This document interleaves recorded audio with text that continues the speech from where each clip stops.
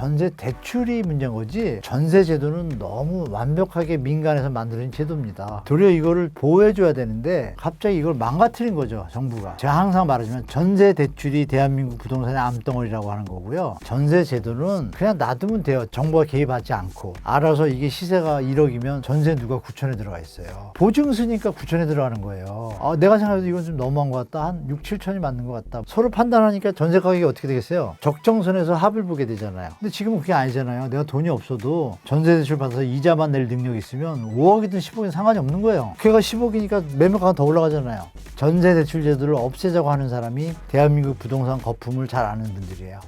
수도권 부동산 매물 거래량 동반 감소, 전세 대란이 꿈틀한다고 하는데 전세 시장 앞으로 어떻게 전망하시나요? 올해 연말까지는 그렇게 예상보다 전세장이 뭐 폭등할 일은 저는 없다고 봅니다. 다만 폭등할 여지가 수면 아래 감춰져 있습니다. 무슨 얘기냐면 이번에 전 정부에서 최근은 아니죠. 몇 달 전에 상생 임대인 제도를 연장을 했습니다. 내후년까지. 그게 뭐 얘기 많이 들어보셨을 텐데 임대료를 5% 이상 안 올리고 재계약을 하게 되면 그 사람에게는 양도세 감면의 효과, 그러니까 실거주 의무를 면제해 줍니다. 그 얘기 뭐냐면 양도세를 비과세 감면을 받으려면 집을 팔 때 임차를 주고 있다는 건 나중에 팔 생각이 있는 거나 들어가는 분들도 있겠지만 간혹 팔려는 분들이 많잖아요. 그분들이 양도세를 내는 걸 좋아할까요? 임대료 5% 올리는 걸 좋아할까요? 아니면 안 올릴 수도 있겠죠? 그러면 자기가 양도세를 세금을 하나도 안 내는 상황이 돼요. 일정 부분까지. 그거의 조건이 실거주 의무 조건인데 그거를 면제해주면 그 같은 효과가 있잖아요. 그러면 우리 시청자 여러분이 집주인이면 이거를 6% 올린 다음에 세금 다 낼 겁니까? 아니면 5%만 올리고 세금 안 낼 겁니까? 당연히 안 내죠. 그럼 5% 올리려면 사실 5억이면 5, 2,500인데 그 2,500을 더 받는다고 해서 크게 달라질 건 없잖아요. 그러면 정말 좀 힘든 임대인, 돈 필요한 분, 이분들 외에는 세금 생각하고 이러면 사실 전세값을 그렇게 크게 올릴 생각 아예 없겠죠. 그래서 의외의 어떤 소프트웨어 때문에 전세값이 조금 안정 국면에 잠들어 있는데 그럼 갱신하고 계속 가는 게 좋잖아요. 그러니까 이런 부분이 지금 시장에 녹아 있어서 전세 가격은 말로만 오른다고 하는데 지금 별로 그렇게 크게 오르진 않았습니다. 그게 이제 영향이 있는 거고요. 수도권에는 또 입주 미분양도 있고 미입주된 아파트도 많아요. 그러다 보니까 대체지가 있지 않습니까? 그래서 여러분들이 보도에서 접하는 전세가가 뭐 오르니 이런 지역들은 뭐냐면 신축 대단지, 선호단지, 신혼부부들이 찾는 이 지역이 오른 게 평균값을 올려가지고 자꾸 수치로 나오는 거예요. 팩트가 좀 묘한데 기레기님들의 덕택이죠. 그죠? 기레기님들이 뭐 전세 폭등에 대한 불안감을 자꾸 주장하니까. 그리고 실제로 현재 월세를 많이 갔잖아요. 그런 부분들이 명료하게 안 나. 중요한 건 그럼에도 불구하고 내년에 입주 물량이 부족하다는 사실은 전세나 매매 가격의 상승 요인은 됩니다. 이래서 공급 대책이 중요한 건데 공급 대책이 확실히 나온다면 기대 심리가 있기 때문에 현재 시장이 안 흔들리거든요, 분위기에. 그래서 공급 대책이 더 중요한데 지금 말씀 주신 전세 가격에 대해서는 전세 대출을 정부에서 보증한도를 줄이고 있잖아요. 그쪽으로 가거나 또 최근에 전세 DSR에 대해서 자꾸 얘기가 나오잖아요. 그런 부분들이 강력하게 나온다. 만약에 전세 DSR. 그러면 내가 전세를 얻고 싶어도 대출을 함부로 못 받잖아요. 그러면 당연히 전세 가격이 하방 압력이 생기겠죠. 그러면 전세 가격이 조금 더 오르거나 이럴 때 아마 정부에서 전세 DSR을 강력하게 시행할 수도 있습니다. 강력하다는 건 어떤 의미냐? 대출을 받았으면 이자만 내는 게 아니라 원금도 갚아야죠. 돈 빌려준 사람이 왜 이자만 받아요, 그죠? 언제 문제가 생길지 모르는데 이게 상식이잖아요. 근데 정부에서 보증을 쓰다 보니까 이자만 받잖아요. 이거 잘못됐죠. 내가 대출을 받으면 갚을 생각을 해야지 이자만 내고 이거 누굴 위한 짓인가요? 이게 문제가 있잖아요. 그러니까 이런 부분에 대해서 정부가 문제점이 있다고 판단해서 원금도 같이 갚아라 하면 어떻게 될까요? 전세 가격이 올라갈 일이 있을까요? 원금까지 같이 갚을 능력 있는 분들은 거의 없을 겁니다. 전세 대출을. 그죠? 여기가 이제 핵심인 거죠. 대한민국의 주택 가격은 특히 전세 가격은 전세 대출 때문에 전세 대출이 5억이 있는데 내가 1억이 있었어요. 그럼 4억만 받았는데 막 2년 살고 4년 사다 보니까 뭐 1억, 2억 모을 수 있잖아요. 그러면 주인 입장에서 가만히 보니까 4억 대출 받았는데 2억 정도 버는 것 같아요. 그럼 다 같이 6억으로 올리면 번 돈 다 박으면 가능하잖아요. 그거를 임대인들이 모를까요? 최대한 더 받고 싶어 하니까 이런 논리가 성립이 되잖아요. 그럼 전세 대출에 대해서 정부가 강력하게 이 시장에 대한 민감도를 체크해서 줄여준다면 시장이 전세 가격 폭등은 없을 것 같아요. 그렇게 좀 디테일한 정책을 모르겠어요. 이번 정부가 어느 정도 할지 모르겠지만 개인적으로 기대해 봅니다. 지난달에 이제 전세 대출 보증 비율을 90%에서 80%로 줄였는데요. 이게 전세 시장에는 또 어떤 영향이 있는지 궁금합니다. 지금 보도에는 많이 안 나오지만요. 보증 한도가 90%니까 그 장단점이 있습니다. 80% 내리면은 만약에 뭐 1억짜리 전세다 그러면 보증을 예전에 100% 섰는데 90% 줄이고 이번에 80% 줄인다고 하니 그럼 1억에 들고 있던 분이 계실 거 아니에요, 전세를? 그럼 보증이 8천밖에 안 되니까 2천은 어떻게 되죠? 새로 보증보험을 꺼내야 되겠죠, 낮아지면. 근데 이거를 우리나라는 이 변수나 이 우회술이 많잖아요, 우회로. 그러면 8천에 끊고 2천은 월세를 받을 수도 있죠. 이런 편법까지 막아야 되는데 그거는 못 막아요. 그리고 전세대출 보증 한도가 80이니까 그건 허구가 하는 80%잖아요. 그럼 그 20%에 대해서 은행이 스스로 볼 때 안전하다고 판단을 할 수도 있잖아요. 그렇죠? 어떤 단지들은. 그러니까 과도한 대출은 막을 수 있겠지만 뭐 매매가격보다 높거나 이런 건 이미 막혔고 이 정책으로 인해서 그러면 전세가가 매매가보다 높다는 건 이건 상당히 말이 안 되는 거잖아요. 그게 문제가 아니라 지금 전세가를 낮추자는 개념이 있고 폭등을 막아야 되니까 그러면 실효성 있는가를 따져봤을 때 전세대출 보증 한도를 80% 하면 20%는 자기 돈이 있을 수 있잖아요.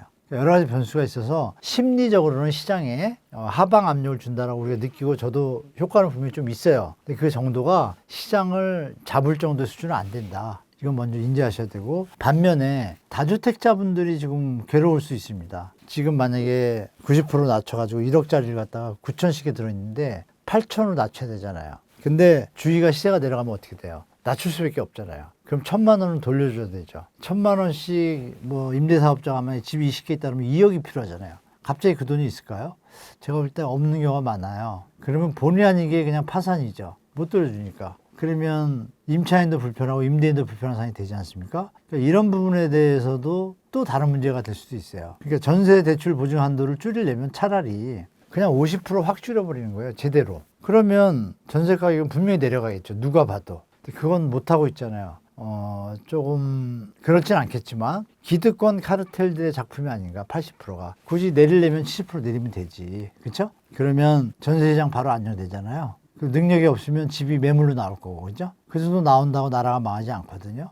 전세 제도가 대출 제도가 문제가 있었으니까 그렇죠. 그래서 이런 부분에서 지금 질문 주신 전세대출 보증한도 80은 분명히 심리적으로 효과는 있습니다. 잘 못 올라가는. 근데 지금 뉴스는 전세가가 올라간다고 나오잖아요. 힘이 약하다는 얘기죠, 효과가. 그래서 이왕 할 거라면 이번 정부에서 좀 더 확실하게 60%로 끊어버린다든지 이러면 전세대출 보증을 안 들어도 돼요. 그죠? 60%를 거기서 끊으면 나머지 분들은 보증 안 들어도 문제가 생겨도 충분히 원금 회복할 수 있잖아요. 그죠? 근저당이나 1순위만 되면 되니까.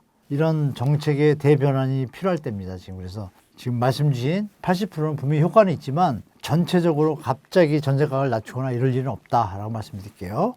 실거주 의무 강화에 갭 투자를 막기 위한 전세대출 규제까지 더해지면서 하반기 전세 대란 우려가 좀 더 커지고 있는데 갭 투자자들이 하반기에 집을 지킬 수 있을까요? 전세대출 규제 부분이 이제 뭐 디딤돌 버티면 여기서 조금씩 줄인 거 있잖아요.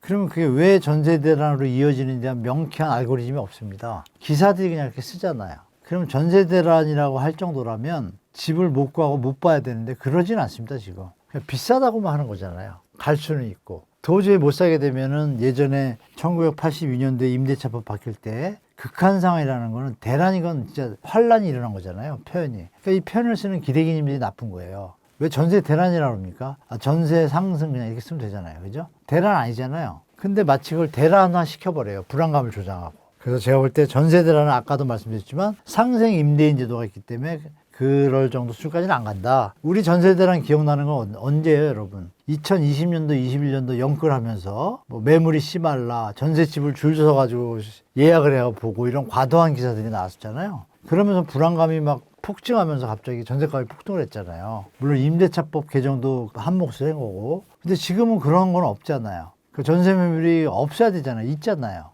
있는데 비싸게 부르는 데니까 안 가는 거고. 그리고 더 중요한 거는 지금 아파트를 전세를 안 가고 월세로 가는 분들 많아요. 요즘에 주택가격이 너무 높다 보니까 전세가격도 높잖아요. 근데 월세가 더 싼 경우도 실제로 있습니다, 현장에서. 그래서 이 부분이 복합적이기 때문에 지금 말씀드린 대로 전세 대란은 올해는 없다. 올해는 없는데 분명히 기러기님들은 띄울 겁니다. 내년 입주 물량 부족, 선제적으로 전세 대란 뭐 이런 식으로 막 말을 만듭니다. 여러분 벼락거지라는 말, 영끌이라는 말 누가 만들었을까요? 무주택자분들 청년들이 스스로 만들었을까요? 누군가 만들었죠? 누굴까요? 영끌이란 단어나 이 단어들은 공통적인 게 뭐예요? 비하하거나 영혼을 끌어서라도 집을 사라고 부추기는 거잖아요.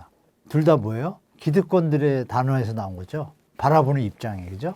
그러면 보이지 않는 카르텔이 있다고도 한 번쯤 생각해 볼 수 있겠죠. 아니, 어떻게 그렇게 연구를 잘해가지고 그런 단어들을 만들까?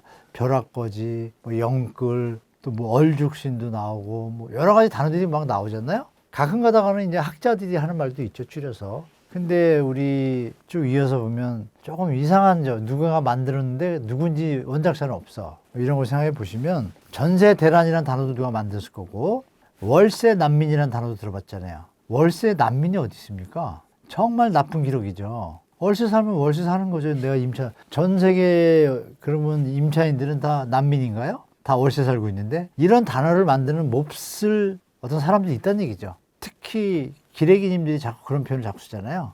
이런 부분에 우리 시청자분들이 놀아날 필요는 없습니다. 이제라도 청년들이 이제 소리를 좀 내시고 더 이상 이렇게 가다가는 부동산이 대한민국 앞길을 막는 진짜 문제거리가 되거든요. 그래서 우리 시청자분들도 소리를 좀 많이 내셔야 되고 정상적인 투자, 그러니까 적정한 투자, 저평가돼서 투자해서 그 차이 이런 건 이해가 되지만 이거는 뭐 시세 조작, 전세 대출, 부채 이런 거를 쌓아 올려가지고 그 틈에서 갭 투자해가지고 돈을 벌고 이런 게 정상적인 투자는 아니지 않습니까? 국가 경제에 도움도 안 되고 당신 하나는 좋을지 모르지만 다 같이 힘들어지지 않습니까?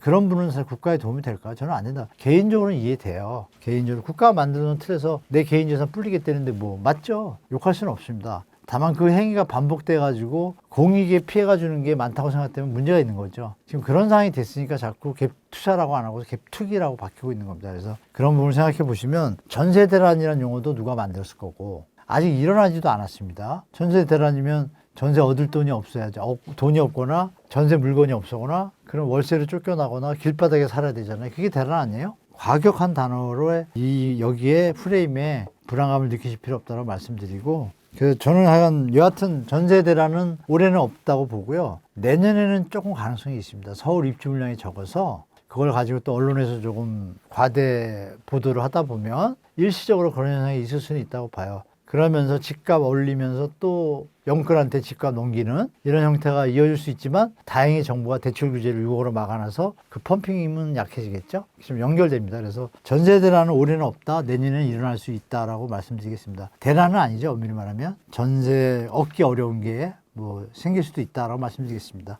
이제 댓글들을 막 살펴보면 전세 제도가 아예 사라져야 된다 이런 의견들도 나오거든요. 아니죠. 워딩을 정확히 해야 되는데요. 대한민국 부동산은 정부가 개입하기 전까지는 알아서 잘 안정됐었어요. 전세 제도는 우리나라 금융기관이 부족한 6.25 이후에 물론 조선시대도 있었는데 6.25 이후에 돈 금융이 잘 안 돌다 보니까 시스템이 부족하다 보니까 땅은 있고 지주들이 집을 지으면 전세를 놓을 수 있는 상황이고 전세돈을 가지고 또 집을 지을 수가 있는 거예요. 땅이 비어 있잖아요. 그러면서 거기서 자본 순환을 일으키고 자본 수익을 창출할 수 있는 길이 됐고 임차인 입장에서는 그때는 또 월세가 비쌌어요. 금리가 높을 때고 월세를 내는 것보다는 전세가 좀 저렴한 수준으로 정립이 된 거예요. 왜냐하면 월세를 내나 전세를 내나 똑같으면 누가 목돈을 맡기겠어요. 불안한데 그냥 월세 살죠. 그러니까 그 베니피트로 전세가 조금 낮춰준 거예요. 전세 가격이. 월세에 비하면 싼 거예요. 그렇게 서로 그 와중에 문제가 생겨서 경매가 벌어지거나 이러면 경매가가 보통 70에서 80%에 형성되거든요. 그냥 이미지도 그렇고 상품으로 말하면 반품 상품 같은 거예요. 그러다 보니까 제값을 못 받고 하락되죠. 근데 그게 보니까 통상적으로 경매 낙찰이 70에서 80% 된단 말이에요. 그러니까 공인중개사분들이 그때 공인중개사 아니라 복덕방사님이죠. 그분들이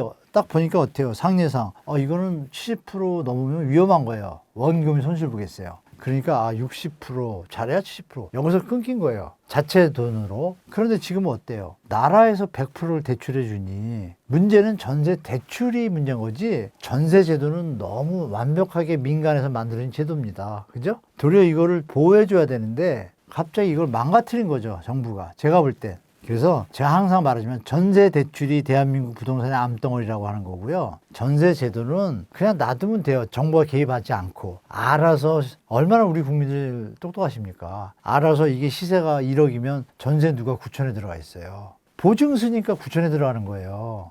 내가 생각해도 이건 좀 너무한 것 같다. 한 6, 7천이 맞는 것 같다. 문제 생기면 경매 들어가면 6, 7천 정도 돼야 그래서 내가 원금을 찾겠구나. 서로 판단하니까 전세 가격이 어떻게 되겠어요? 적정선에서 합을 보게 되잖아요. 근데 지금은 그게 아니잖아요. 내가 돈이 없어도 전세 대출 받아서 이자만 낼 능력이 있으면 5억이든 10억이든 상관이 없는 거예요. 그리고 걔가 10억이니까 매매가가 더 올라가잖아요. 결론, 전세 대출 제도가 문제인 겁니다. 전세 제도는 전혀 문제 없다고 말씀드리겠습니다. 차라리 정부가 전세 제도를 더 안전하게 국민들이 잘 서로 거래할 수 있게 도와주는 제도를 보완하는 게 필요하지, 전세 대출 제도 갖고 갑자기 전세 제도를 왈가왈부하면 그건 기득권 세력입니다. 전세 대출 제도를 없애자고 하는 사람이 대한민국 부동산 거품을 잘 아는 분들이에요. 실제로 하나만 사례 말씀드리면 정부에서 전세 대출 축소 이런 얘기 나오잖아요. 제가 아는 자산가 중에 한 분이 전세 대출 뭐 뉴스만 나오면 뭐 감축한다, 보증한다 이러면 전화 옵니다. 집값 내려가는 거 아니야? 이미 기성세대는 그걸 다 알아요. 여러분도 이제 아시지 않습니까? 전세 대출이 없어지면 집값은 내려가게 돼 있어요. 다만 거기에 대해서 없애는 용기가 없는 거죠, 정부가. 그죠? 그 부분에 대해서도 이번 정부에서도 좀 우리 청년들과 미래를 위해서 이 제도는 분명히 수정봐야 된다. 특히 어떤 제도? 전세 제도가 아니라 전세 대출, 대출과 보증보험 제도. 이거는 손을 정말 잘 봐야 됩니다. 그러면 대한민국의 주택 가격은 스스로 자정작용을 거쳐서 안정된 아주 합리적인 가격으로 갈 수 있다고 저는 보고 있습니다. 많은 분들이 6.27 대책 약발이 끊겼나 하는 의문을 가지고 있는데요. 현재 상황 어떻게 지켜보고 계신가요? 네, 최근에 6.27 대책 효과 벌써 끝? 뭐 약발 끝? 이런 기사가 종종 나오기 시작했습니다. 그 이유는 상식적으로 우리가 대출 규제에 대한 정책이잖아요. 그러면 이 부동산의 기본인 공급 대책이 나와줘야 되는데 이 부분이 조금 시간이 좀 지나다 보니까 벌써 6.27 대책 나온 지 벌써 40일 넘고 50일째 가고 있지 않습니까? 그러니까 여기에 대해서 일단 시장에서 공급 대책이 뾰족한 게 없는 거 아니야? 게다가 이제 3기 신도시에 대해서 부정적인 기사들이 좀 나오고 있습니다. 뭐 오래 걸린다 이렇게. 근데 이거는 이제 정부나 국토부에서 의지만 있다라면 사실 좀 더 빨리 공급할 수 있거든요. 근데 그런 부분에 대한 신호가 없다 보니까 현재 6억 대출 제한을 걸었잖아요. 그러면 강남은 물론 타겟팅 돼서 이제 거래량은 많이 줄었습니다. 그럼에도 불구하고 신고가가 종종 나오고 있기 때문에 조금 지금 말씀 주신 대로 다시 이거 효과가 끝나는 거 아닌가라는 그런 이야기들이 스물스물 나오고 있는데요. 사실 이거는 제가 볼 때 일단 연말까지 가긴 가는데 내년에 서울의 입주 물량이 좀 부족합니다. 이 이슈 때문에 만약에 언론에서 정부의 추가 대책이 없는 상태에서 없다라면 제가 볼 때는 다시 이게 불을 지필 수도 있다고 저는 봅니다. 왜냐하면 이 대책 중에 6억 이하니까 6억까지만 대출이 되니까 역산을 해보면 강남 집을 살 때는 분명히 차단 효과가 있어요. 뭐 20억 막 15억씩 대출받고 사고 이랬으니까 갭 투자를 끊긴 끊었는데 그 부분에서 6억인 경우에 자기 전세 끼는 것에 대해서 생애 최초자만 전입을 해야지 집을 살 수 있는데 집을 가지고 있다 파는 분들 있잖아요. 판 분들은 차익 실현에서 돈이 있을 거 아니에요. 이분들은 전세 끼고 사는 거에 대해서 부담이 없어요. 제재 대상이 좀 빠졌죠. 이 부분이 사실 부각이 안 돼 있지만 빈틈이 하나 있고, 그 다음에 이제 새롭게 진입하는 실거주자 중에 예전에는 한 10억 정도면 DSR 이런 거 적용하면 한 4, 5억 정도밖에 안 나옵니다. 근데 지금 6억까지 늘려놨잖아요, 한도를. 그러다 보니까 DSR하고 약간의 미스매치도 있고 해가지고 스물스물 피어오르는 건 맞습니다. 맞는데 그 거래량을 보시면 우리가 판단이 되실 텐데요. 7월 달 지금 현재 기준 8월 12일인데 3천 건 좀 넘었거든요. 그러면 잘해야 6천, 그러면 아니면 한 5천 건에서 머물 것 같아요. 그러면 전달의 반토막 수준이잖아요. 중요한 건 이제 8월 달입니다. 8월 달이 거래량이 지금 상당히 거래 절벽 수준입니다. 그래서 혹자들은 뭐 비수기라서 그런 거 아니냐 이럴 텐데 그렇지 않습니다. 영끌 시절에 8월 달을 보시면 거래량이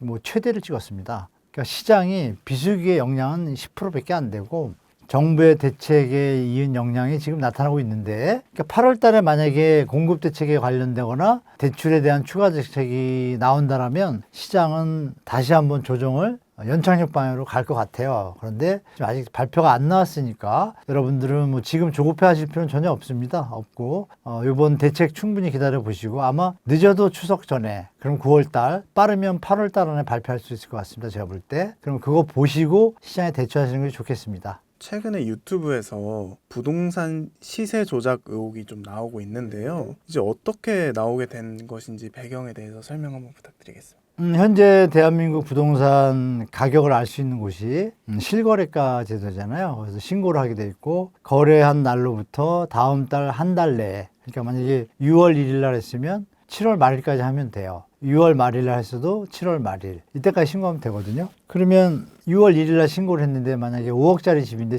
6억, 7억 이렇게 올려놨어요. 근데 알고 보니까 시세가 5억인데 갑자기 6억, 7억? 기사는 이렇게 나오겠죠. 급작스러운 신고가. 그런데 그게 계약은 했는데 끝까지 중도금 내고 잔금 내고 등기를 질지 안 질지 확인된 거 아니지 않습니까? 그러면 손님이 찾아왔을 때 이런 플레이를 합니다. 지금 7억 찍었다. 신고됐으니까요. 내용은 몰라요. 그죠? 진짜 할지 안 할지. 그러면 이분한테 지금은 7억이 시세입니다. 지금 6억짜리가 하는데 싸죠. 이거 빨리 사야 됩니다. 이러면 사람이 흔들립니다. 그러면 6억을 사게 되겠죠. 실제 수요자는. 그러면 6억은 찍히잖아요. 그리고 이 말씀드렸던 7억짜리는 한 달 안에 해제 신고하면 돼요. 시간이 많잖아요. 그 사이에 그냥 떠 있는 거예요. 신고가가. 근데 6억을 샀으니까 그 다음에 어떻게 돼요? 6억 2천짜리도 팔리겠죠. 7억인 줄 아니까. 근데 어느 날 이걸 빼요. 그러면 이게 시장 교란행위잖아요. 이렇게 시세 조작을 하는 사례가 실제로 많고, 게다가 이제 또 부동산끼리 또 아는 사람끼리 계약을 하고서 한 사람이 6억을 올리고 한 사람이 7억을 올려요. 네 사람이면 되죠. 부동산 소유자 두 사람, 가짜 임차인이라고 표현할게요. 가짜 매수인. 그럼 한 건이 5억짜리 시세인데 6억을 찍어요. 이 사람이 7억을 찍어요. 그러면 차례대로 올라간 것 같잖아요. 그러면 8억 될 것 같잖아요. 이렇게 불안감을 조장합니다. 시장에다가. 이런 시세 조작이 가능한 게 대한민국의 현실입니다. 지금 왜? 신고가 제도, 거래 제도가 이 통계 방식이 좀 잘못됐죠. 신고만 하면은 실제 거래된 거로 착각을 일으키게 하잖아요. 그러니까 여기서 좀 문제가 생깁니다. 그래서 이걸 가지고 시세를 조작하는 데들이 전국적으로 많이 있다, 이렇게 보셔야 되고, 그래서 이거에 대해서 이제 최근에 제가 알기로는 모 유튜버께서 부동산 감독원 설치해야 된다라고 청원을 올렸습니다. 그 이유가 모두가 알고 있는 사실입니다. 담합행위도 있고. 그래서 이 행위들은 지금 벌어지고 있다. 게다가 취소라 그럴까요? 계약 해제. 최근에 폭등이 좀 유달리 좀 관심을 끄는 거는 2021년도 때 이미 영끌 미친 집값이라고 했는데 조금 조정하는 것 같다 갑자기 이번에 막 전고점을 돌파하고 또 신고가를 하잖아요. 그럼 뭔가 좀 경제가 발전한 것도 아니고, 굳이 말한다면 강남 수요가 늘었다고 할 수는 있겠죠. 이렇게 급작하게 늘 수는 없거든요. 붐을 일으킨 거죠. 붐을. 영끌 때처럼. 영끌 때 사신 분들이 고생 많이 하고 있잖아요. 지금도. 그러니까 그런 지금 어떤 세력들이 있는 게 아닌가라는 의심까지 할 정도로 부분에 대해서는 시세 조작 행위가 있었나 없었나를 계약 해제가 얼마나 많은지를 비교할 수가 있는데, 대한민국 통계 역사상 영끌 시절, 그때도 2022년도에 좀 가격이 하락을 하니까 계약 취소 건수가 되게 많이 나왔습니다. 그때는 상황이 그러니까. 근데 이번에는 그거 없었잖아요. 없는데 6.27 대책이 나오고 나서 계약 해제 건수가 그 예년의 좋은 시절에 비해서도 5배가 많습니다. 좀 이상하죠. 이걸 감독하는 기관이 없잖아요. 그리고 새로운 정부가 들어온 지 얼마 안 되다 보니까 약간 무정부 상태였잖아요. 그동안. 이런 것들이 뭉쳐지면서 좀 이상현상들의 시장, 시세 조작 의혹 이런 것들이 의심될 만한 여러 가지 데이터들이 지금 말씀드린 것처럼 신고가 행진의 어떤 모습들, 그리고 계약 해제 취소 건수가 예년에 비해서 막 5배, 10배 높은 지역이 많아요. 특히 강남 3구 마용성에 집중돼 있어요. 그래서 이 부분은 저도 의심하고 있는 바고, 이번 정부가 어떤 형태로든 이런 세력들에 대해서 조작하는 행위에 대해서 법을 만들든지 규제를 하는 것을 빨리 시행하지 않으면 이런 행위들은 또 반복될 것 같습니다. 시세 조작을 통해 이득을 보는 배후 세력이 있다고 보시는 건가요?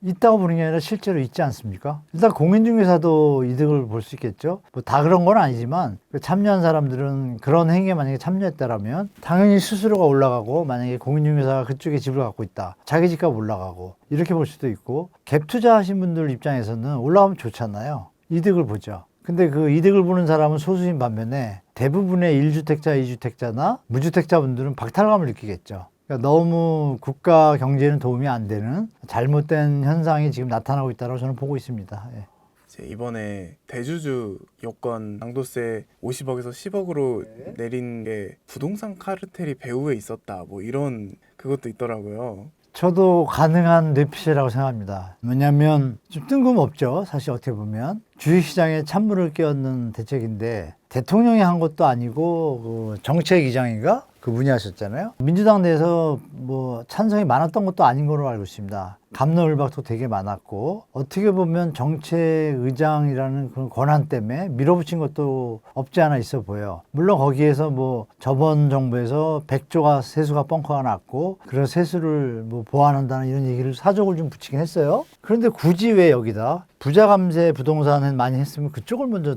손을 대야 되는데 그 진성준 위원장이죠. 이분이 국토교통위원회에 많이 오래 계셨던 분이에요. 부동산 잘 알아요. 근데 유명한 사건 있지 않습니까? 그 생방송 중에 생방송 마치고 나가면서 민주당이 주택가격 안정정책을 발표했는데 그러면 토론 중에는 와, 잡힌다 이런 거예요. 근데 끝나고 나가면서 라이브 마이크 켜진지 모르고 아 그래도 집값 안 내려가요. 이 소리를 한 거예요. 와.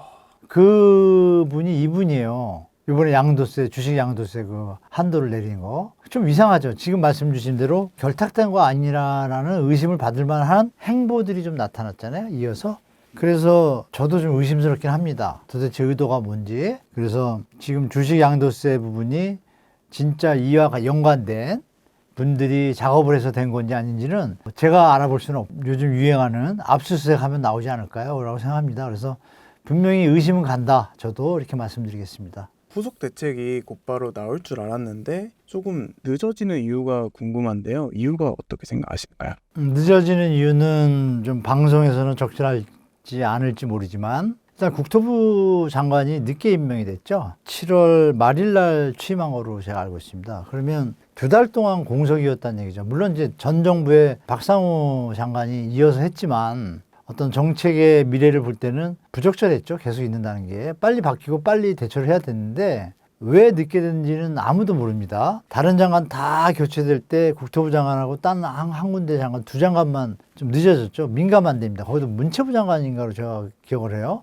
왜 늦어졌을까 저도 의아했죠. 이 위중한 시기에. 그런데 이 부동산에 대한 보고를 충분히 업무를 받고 왜냐하면 그냥 새로 교통부 장관이 임명을 했을 때 그분이 현재 있는 실무진에서 된다라면 업무의 연속성이 이어지지만 업무 파악이 일단 잘 안 됐고 인수위가 없었잖아요. 근데 국토부의 정책은 민감하지 않습니까? 그러니까 아무나 국토부 장관을 앉힐 수도 없고 고민을 좀 하면서 시간이 훌떡 간 것 같아요. 하다가 보도상으로 이제 진성준 위원장 아까 말씀드린 그분도 후보에 올랐고 김세용, 윤우덕 국회의원, 김세용 전 경기도시공사 사장 세 분이 물망에 올랐어요. 올랐는데 어떤 연유인지 모르지만 세 분이 각 숙전을 벌였겠죠. 벌이다가 갑자기 김윤덕 이분이 됐단 말입니다. 김윤덕 장관 이분조차도 자기가 될 줄은 몰랐다는 식으로 얘기를 했어요.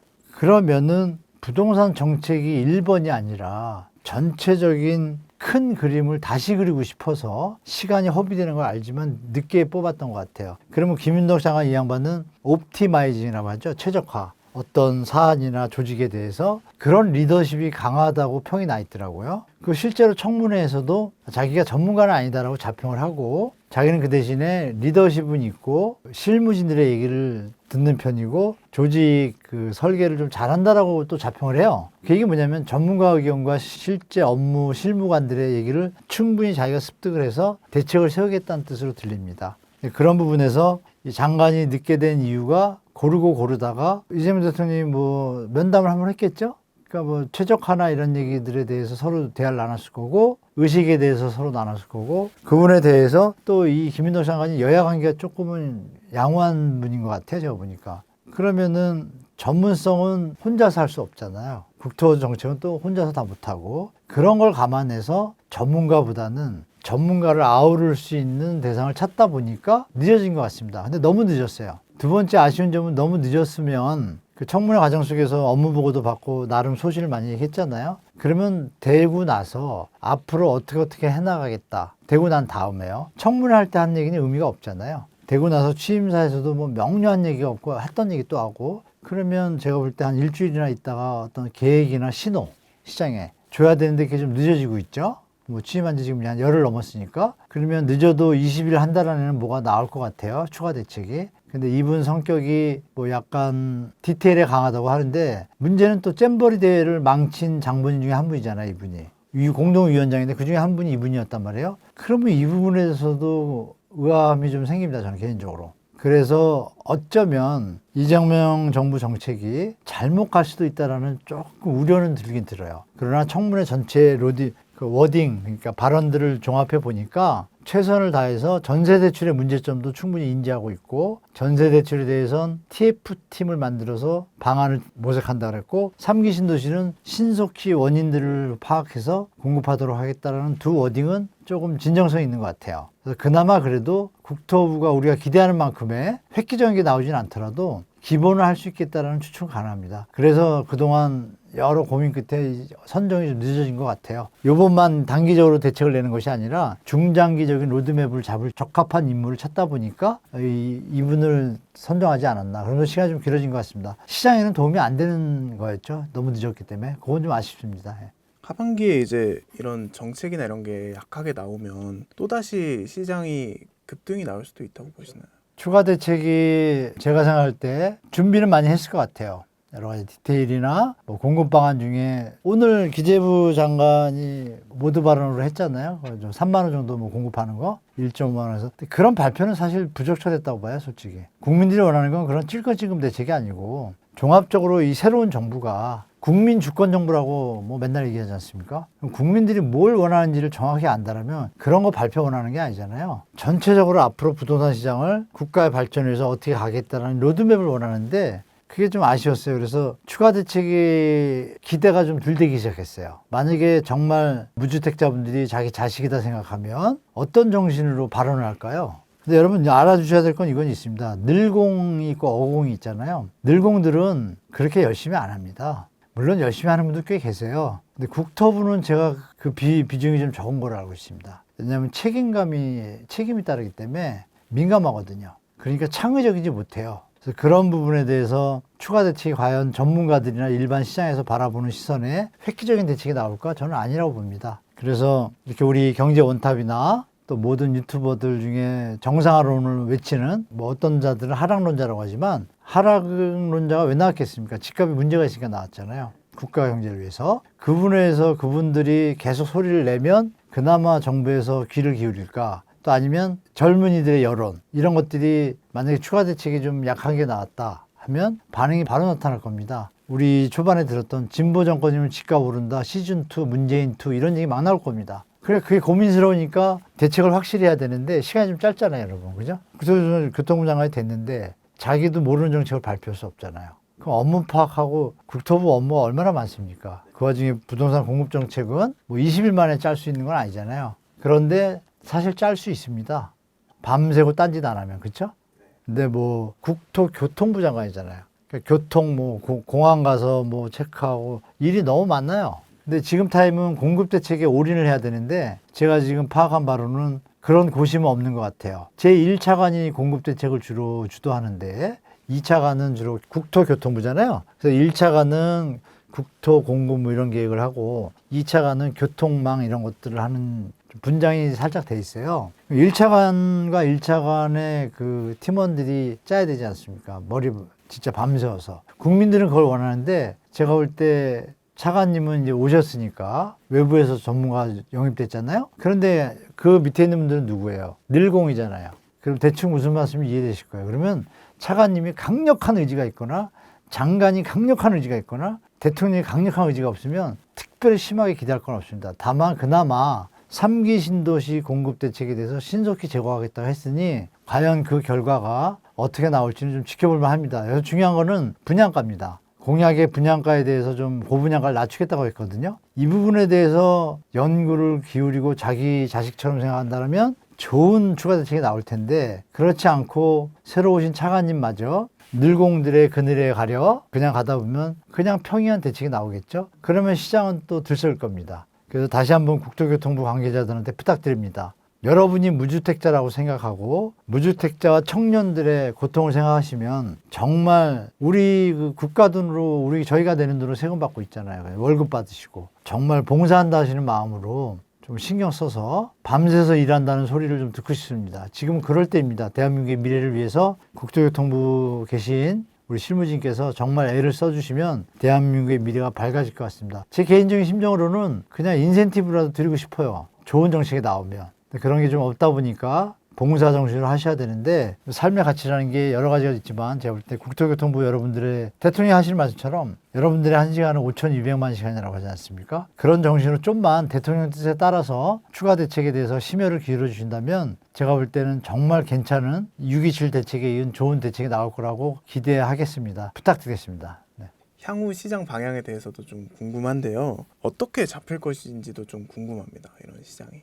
그러니까 기대감이 너무 크다 보면 실망감이 클 수도 있습니다. 시청자 여러분. 지금 우리 PD님께서 어떻게 잡힐 것인가 이렇게 워딩이 이렇게 나오는 것처럼 현 정부에 대해서 청년들을 비롯한 모든 무주택자분들이 기대를 많이 하고 있습니다. 그럼 거기에 부응할 대책이 나올지 안 나올지는 아무도 모르죠. 거기에 부응하는 대책이 나온다라면 시장은 심리가 어떻게 바뀔까요? 아, 됐다. 이번 정부는 앞으로도 5년이 있고 앞으로 이런 방향으로 간다라면 이제는 비싼 집이 살 일이 아니라 예를 들면 그죠. 3기 신도시 분양을 하는데 분양가를 지금 조금 높아졌는데 다시 조성 원가제로 바꿔서 분양가 더 낮아졌다고 가정할게요. 그러면 현재 기준주택이 많이 올랐잖아요. 그럼 분양가하고는 차이가 더 많이 나는 거예요. 그러면 이거 사지 누가 그거 사겠어요? 그러면 시장 방향은 정해지지 않습니까? 그럼 조성원가제 같은 이런 대책이 이번에 발표가 된다면 시장은 어떻게 될까요?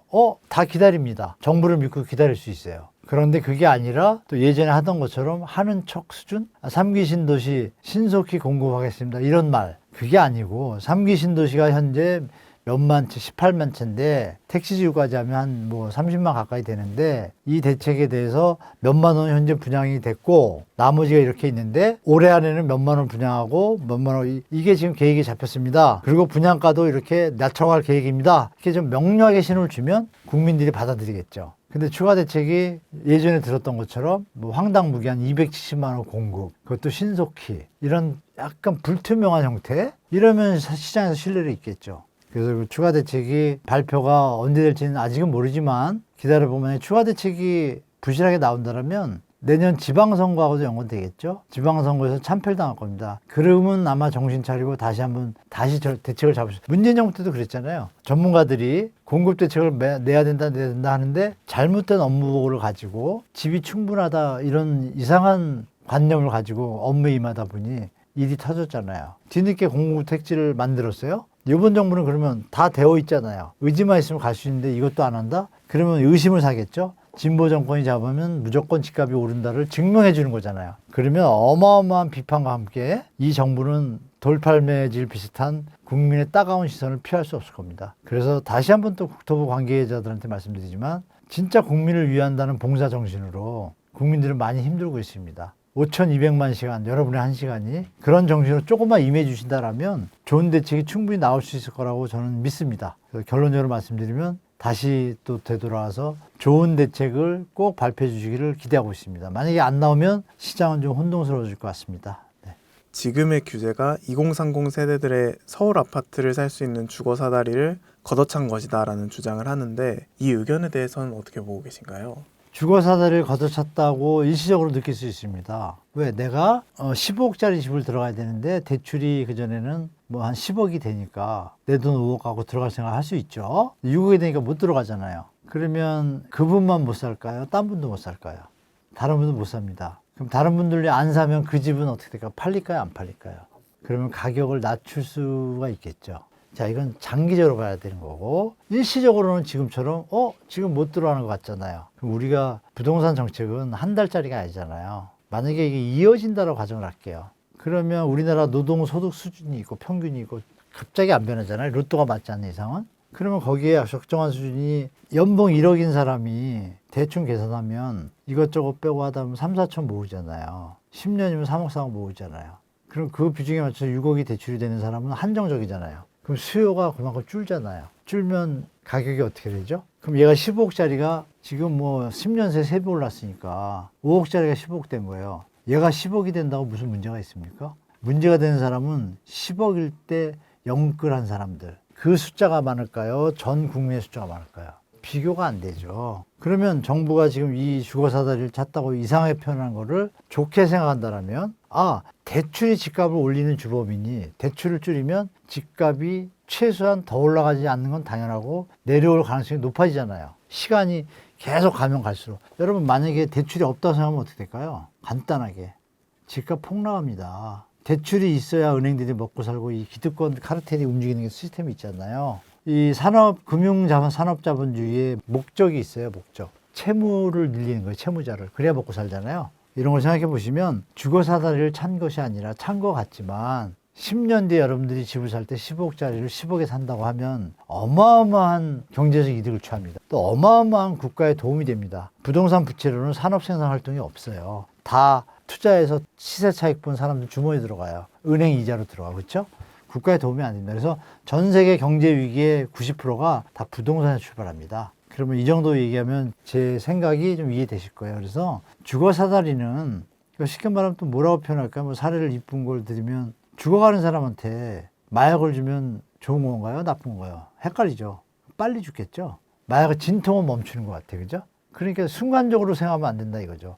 마약을 주면 되게 좋은 일 같지만 알고 보니까 죽이는 거네, 사람을. 그죠? 그런 것처럼 이건 순간적으로 나쁜 것 같지만 길게 보니까 아니네, 좋은 거네. 이렇게 판단하셔야 된다는 거죠. 그래서 이거는 일시적으로 프레임이라고 좀 말씀드리겠습니다. 그래서 잘못된 프레임이다. 이게 만약에 이 정책이 꾸준히 유지가 된다면 분명히 젊은 세대들이나 무주택자분들한테 주택가격 하방이라는, 조정이라는 또 다른 색깔의 선물이 나올 수 있다. 이렇게 좀 보시면 좋을 것 같습니다.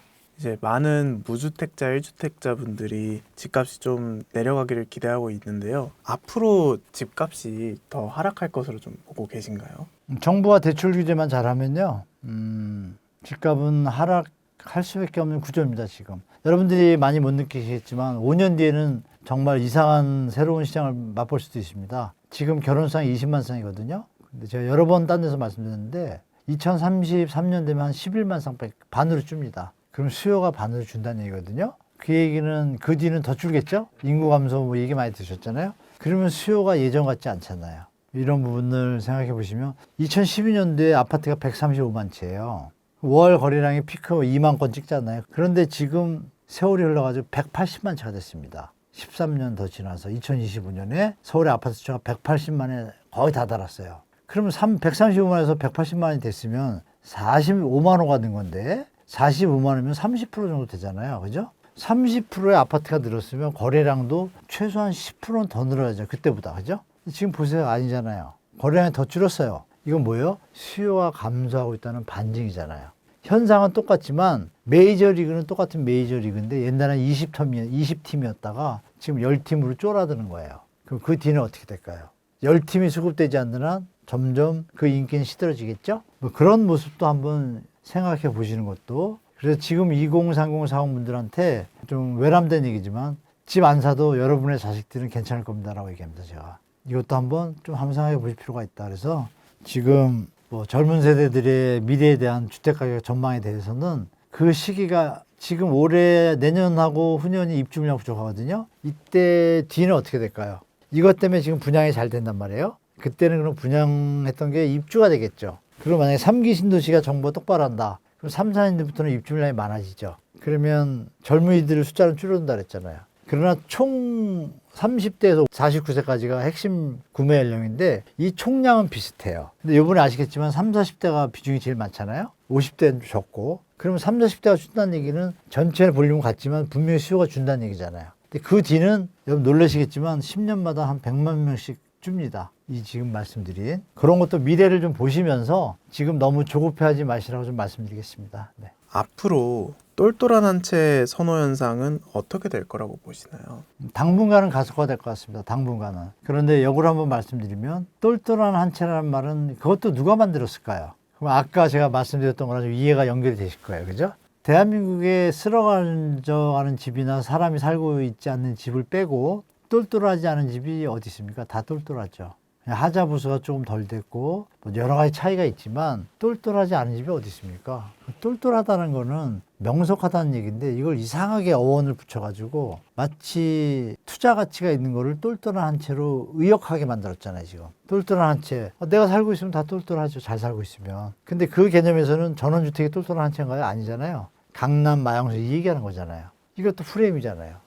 똘똘한 한 채 현상은 결론적으로 희소성이 있잖아요, 사실. 그러니까 살려는 사람 많을 거고, 그러니까 그거는 가능해요. 그럼 그 똘똘한 한 채를 살 수 있는 사람은 1000만 명일지 모르지만 집은 한정돼 있잖아요. 그러면 희소성을 더 높이는 어떤 연상 효과가 유발되지 않습니까? 그러니까 그런 부분에서 똘똘한 한치 현상은 이미 불이 탔어요. 그죠? 탄 지 얼마 안 되기 때문에 몇 년쯤 더 갈 것 같습니다. 더 가는데 막상 강남에 10년, 20년 살아본 분들 얘기를 직접 많이 들어보셔야 돼요. 맨날 바깥에서 기자분들도 강남에 대해서 찬양글을 많이 쓰는데 기자분들 중에 95%는 다 강남 아닐걸요? 마치 자기가 강남 입성할 것처럼. 우리가 강남의 주택가격이 너무 높고 특수한 사람들이 살 수 있는 비싼 아파트라는 건 다 알잖아요.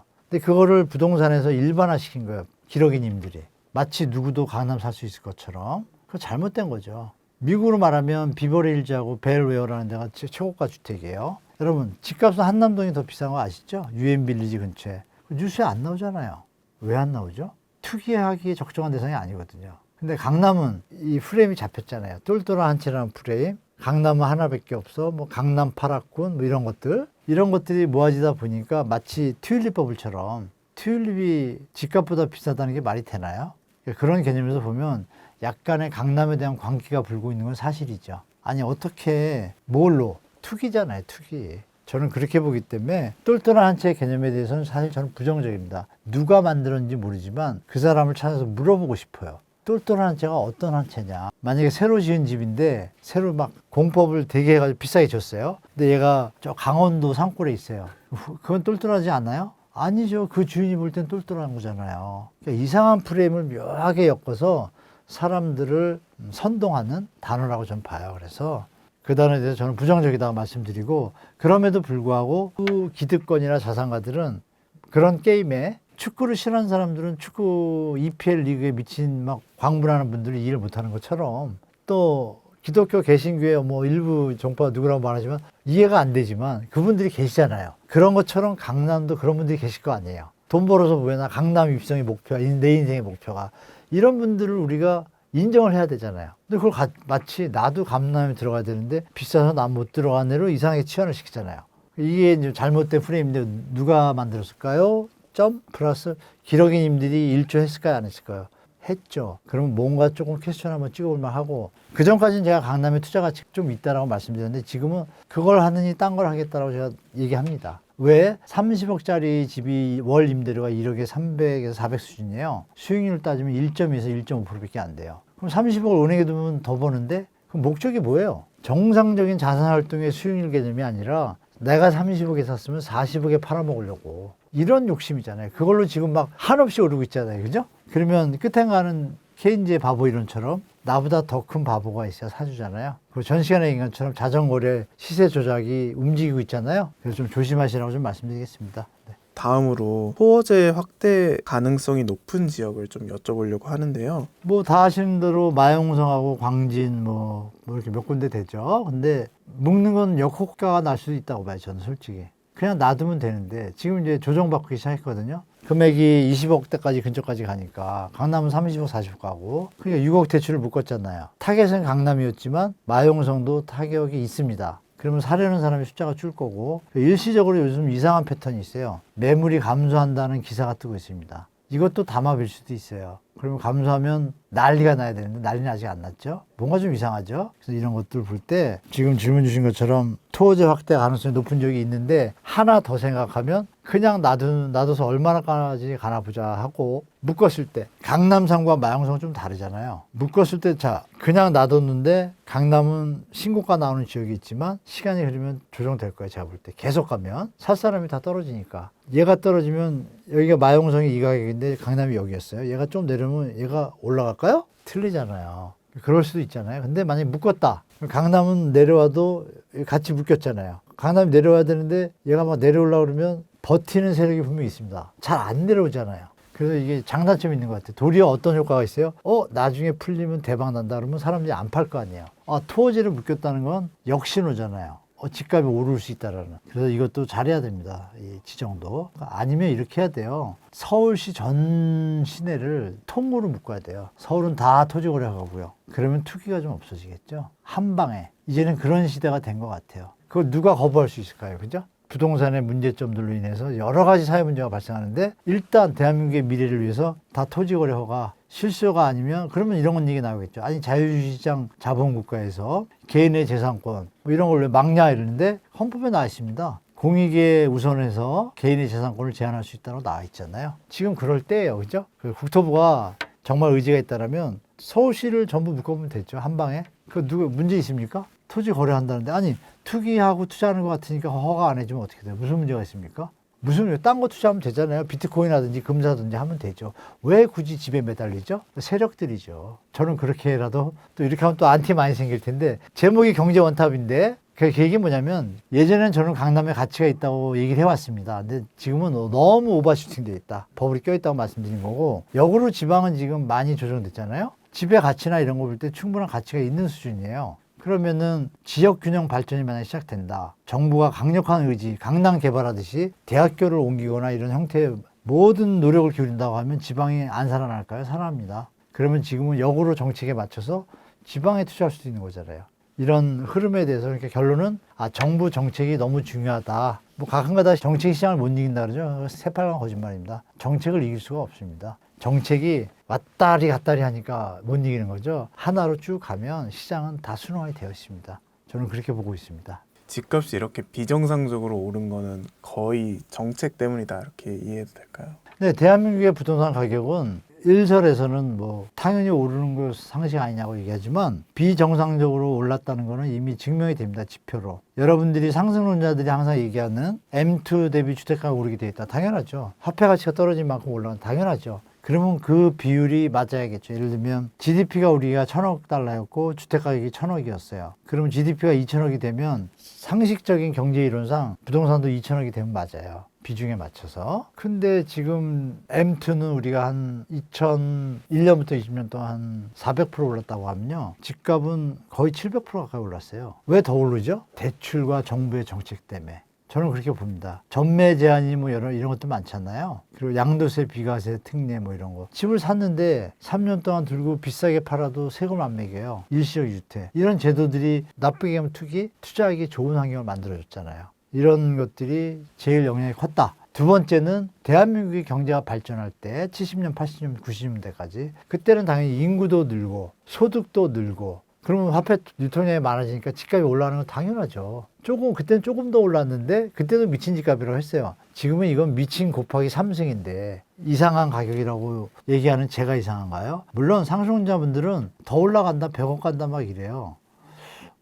좀 상식적으로 좀 이해가 안 되죠. 좀 우리가 용인할 수 있는 수준을 좀 넘어섰다라는 게 제 생각입니다. 개인적으로. 똑같은 아파트 32평인데 아니 3, 40분만 가면 5억, 6억인데 왜 40억을 가죠? 그럼 뭔가 다른 요소가 있잖아요. 투기 심리가 팽배하다고 저는 봐요. 만약에 대법원이나 국회 수도가 다 옮긴다 그러면 그 정도 가치가 있을까요? 없어질 거죠.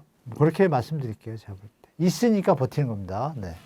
가계대출에 많이 의존하는 자영업자 상황이 많이 심각하다고 하는데요. 지금 자영업자들 상황에 대해서 좀 여쭤봐도 될까요? 대한민국의 산업 구조가 조금 노무현 정부 때까지만 해도 좀 경제에 대해서 관념을 가지고 정책이 좀 장기 시계를 본 정책이었다면 박근혜 정부 이후부터 지금까지 기억을 더듬으시면 기억에 남는 게 없죠. 재생에너지 뭐 좀 했어요. 태양광 좀 있었죠. 문재인 정부 때. 근데 그것도 본질을 외도한 쪽 자꾸 문제가 발생을 해가지고 그러니까 정책의 의지가 좀 약했다고 볼 수 있죠. 제가 볼 때. 그런 속에서 세월이 좀 흘렀고 그럼 합하면 벌써 뭐 4년, 10년 넘게 흘렀잖아요. 10년 동안 전 세계는 치열하게 움직이고 있을 때 우리는 좀 놓친 거죠. 중국 따라오고. 그러면서 인구 구조도 변화하고 있고 저성장의 쓴맛이 슬슬 이제 나타나기 시작하고 있잖아요. 게다가 온라인 시스템의 발전으로 IT 강국의 단점이죠. IT 강국이 되다 보니까 배달 온라인 시스템이 전 세계에서 거의 1등이잖아요. 물류 시스템이 쉽게 말하면. 그러다 보니까 온라인 마케팅 그 쇼핑몰들이 쿠팡을 비롯한 몇 개가 독점하다시피 막 거대하게 커지고 있잖아요. 근데 그들의 전체 매출 비중, 소매 매출에서 비중이 날이 가면 갈수록 비중이 높아지고 있어요. 그게 뭐냐면 자영업 하시는 분들의 매출이 준다는 얘기예요. 기술이 발전해서 기억하시겠지만 옛날에 배달은 음식까지 배달하지는 않았어요. 온라인에서. 근데 지금은 온갖 데서 하잖아요. 그러면 자영업자분들 매장을 찾아가는 분이 줄잖아요. 근데 이미 우리는 거의 한 6, 700만까지 갔었단 말이에요. 지금 500만 대로 벌써 줄었어요. 그럼 앞으로 그러면 이게 나아지려면 뭐가 있어야 되죠? 사람이 많이 들어가지고 그걸 가서 매출을 일으켜야 되는데 지금 구조가 그렇지가 않습니다. 자영업자를 지금 구제한다는 자체가 저는 임시 방편에 그칠 가능성이 높은 거예요. 그러면 이건 구조적으로 문제가 있는 걸 정부가 인지하고 던져야 되는데 이 문제는 차후에 부동산에도 하방으로 들어옵니다. 더 이상 점점점 폐업이 많아질 때 상가는 이미 좀 약해지고 있잖아요. 그러면 마지막에 갖고 있는 게 주택인데 이 부분도 결국은 사업이 안 되면 집으로 사업자 대출 받은 분들은 경매로 날아갈 수밖에 없잖아요. 이런 현상이 높아질 가능성은 분명히 존재하잖아요. 인구가 늘거나 경제가 좋아서 소비가 많아지면 좋은데 지금 그 추세가 이미 꺾였습니다. 꺾였고 제가 살아오면서 편의점 매출이 IMF하고 글로벌 금융이 빼고 5개월 연속 감소, 소매 판매가 감소한 건 진짜 손에 꼽습니다. 그러면 뭔가 이상한 거죠. 라면 값이 이것도 의미가 중요한 게 1,000원일 때 매출액이 증가하고 물가가 2,000원으로 올랐어요. 근데 매출액이 줄었다? 그러면 평소에 먹던 거에 반도 안 먹는다는 얘기잖아요. 좀 심각하죠, 내부적으로 보면. 그분들이 그러면 편의점도 그런데 자영업 하시는 식당이나 이런 데 가서 쓸까요? 그러니까 홈플러스가 망하잖아요. 이런 일이 우연히 벌어지는 것이 아니라 총체적으로 부동산에서 출발한 전세 대출로 빚어진 주택 가격 상승, 거기서 빚어진 주택담보대출 증가, 빚이 많아지니까 그 돈을 아들한테 용돈 줄 때 1,000원 주던 게 500원으로 줄 수밖에 없잖아요. 그게 지금 자영업자 이 현물 시장에 서서히 스며드는 게 지표로 나타나고 있는데 자영업자분들한테는 좀 죄송한 얘기지만 정말 각자 도생에 지금 시간이 다가오고 있습니다. 그래서 정부가 아마 애를 써도 그 특별한 일자리를 정부가 고민해서 만들지 않는다면 대한민국은 조금 고통의 시간이 조금 존재할 수도 있다는 게 제 생각입니다. 지금이 골든타임이라고 생각해요. 지금 청년들 취업률이 요새 기자들도 문제예요. 이럴 때 경각심을 깨우치고 우리 자기 자신을 알아야 남을 이기잖아요. 우리의 현실에 대해서 보도가 별로 없어요. 요새 젊은이들 취업률이 안 좋거든요. 보도를 안 합니다. 문제 있죠. 그죠? 자꾸 보도를 해줘야 정부가 정신 차리고 청년들한테 더 신경 쓸 거고 그 원인이 어딘지 가다 보면 또 그것도 부동산이 또 한몫합니다. 그러니까 부동산이 나라를 망하게 하는 그런 요인이 된 경우가 많다고 제가 말씀드렸잖아요. 딴 나라도. 일본도 부동산 때문에 박살났죠. 미국도 터졌죠. 피그스 사태 다 부동산이에요. 우리가 그 길을 지금 가고 있잖아요. 그래서 요거에 마무리가 되고 나면 또 새로운 시대를 맞이할 수 있으니까 우리 젊은이들은 소리를 좀 내셔야 될 것 같아요. 자, 우리가 희망이 없다. 주택에 대해서 정부가 책임져라. 이 소리 내셔야죠. 경제민주화, 경제 원탑으로. 자, 우리가 열심히 일한 노동의 가치를 왜 불로소득으로 집값으로 다 뺏어가냐. 이런 소리 나올 때가 됐는데 우리 청년들이 너무 착하십니다. 제가 볼 때. 그래서 이제는 소리를 내셔도 될 때다. 기성세대도 이미 다 알고 있다. 여러분들이 나서시면 기성세대가 같이 합세하게 되면 정부, 정책, 정치인들은 여론을 따를 수밖에 없습니다. 뭐 그런 방법밖에 없지 않을까라는 게 제 개인적인 생각입니다. 네. 2010년대 이후에 상승하는 부동산 시장에만 들어가셨던 분들은 경험하지 못한 시장을 교수님께서는 몸소 겪어오셨습니다. 이제 비교적 최근에 부동산을 관심 가지기 시작한 사람들에게 조언 한 말씀 부탁드리겠습니다. 그러니까 다른 나라 사례에서 보듯이 이런 형태의 주택가격 상승의 끝은 역사에 많이 남아있잖아요. 근데 우리나라는 다행히도 노무현 정부 때부터 선제적으로 DTI를 쓰기 시작했습니다. 대출 규제를 좀 하기 시작했어요. 그래서 일본과 같은 길을 갈 수 있는 소지가 많지만 어느 정도 충격을 완화할 수 있는 대출 규제를 나름 많이 해왔어요. 만약에 주택이 폭락한다, 나라가 망한다 이런 얘기는 말이 안 되는 게 대한민국은 준비를 잘해왔기 때문에 가격 조정이 세게 오더라도 일본처럼 오진 않습니다. 다만 우리는 대출 규제를 해왔기 때문에 버틸 능력이 돼요. 그러니까 집값이 폭락해도 대한민국은 일시적으로 어려울지 모르지만 그 뒤부터는 어떻게 되겠어요. 젊은이들도 희망이 생기고 일자리가 저절로 늘어나기 시작할 겁니다. 아마 제가 볼 때. 지금 부동산이 모든 걸 빨아들이는 블랙홀이 돼버렸잖아요. 그래서 저는 그 부분에서 우리 시청자분들에게 드릴 말씀은 부동산으로 자생적으로 경제가 발전하고 인구가 증가하고 소득 분배가 되고 가치가 올라가는 이런 상태에서 부동산이 올라가는 건 저도 찬성하고 투자를 권하겠지만 지금 대한민국은 그 선을 넘어섰다. 이제 합심해서 스스로 자정하면 다음에 더 좋은 기회가 올 수 있다. 특히 이제는 눈을 해외로 돌릴 때라고 말씀드리고 싶어요. 이미 스터디 공부 많이 하셨고 외국에는 갭 투자를 할 수 없지만 수익률 계산에 뛰어난 대한민국 투자자분들은 해외 부동산이 개방되는 순간 특히 동남아 쪽이라든지 공산국가들이 개방할 때가 됐거든요. 거기 가면 베트남 같은 경우에 지하철 지금 3호선 하고 있어요 벌써. 그럼 우리 2호선 황금라인이라고 하잖아요. 그거 처음에 시작할 때는 아무도 황금란인지 몰랐습니다. 지금은 다 알잖아요. 이런 게 벌써 스터디가 돼 있잖아요. 그러면 국내에서 후배들, 무주택자들 뭐 이런 표현이 과장한지 모르지만 노동의 가치를 흡수해서 자기 이득을 취할 게 아니라 이제 국제적으로 나가도 되지 않습니까? 좀 그렇게 나가시고 국내에서는 이제 청년들과 미래를, 국가의 미래를 위해서 제가 볼 때는 부동산을 한번 확실하게 우리가 손을 보고 가야 되는 게 국가 미래에 초석이 되지 않을까 싶습니다. 그래서 끝으로 드릴 말씀은 지금 뭐 시청자분들 중에 투자하신 분도 많이 계실 텐데 차익 실현이 어느 정도 되신다 그러면 앞으로 갈 길에 대해서는 저보다도 더 잘 아실 거고 이민 가지 않으실 거라면 어느 정도 수익이 남으셨다면 욕심내지 마시고 정리하는 것도 국가를 위해서 도움이 되지 않나 이렇게 좀 말씀드려봅니다. 뭐니 해도 이런 와중 속에서도 건강하지 않으면 다 얘기할 가치도 없습니다. 그래서 우리 경제원탑 식구들 항상 건강부터 챙기시다 보면 좋은 때는 분명히 옵니다. 오기 때문에 그런 때를 기다리시면서 희망을 가지시고 세상을 대하시면 큰 문제 없을 거라고 좀 말씀드리겠습니다. 건강 잘 챙기십시오. 감사합니다.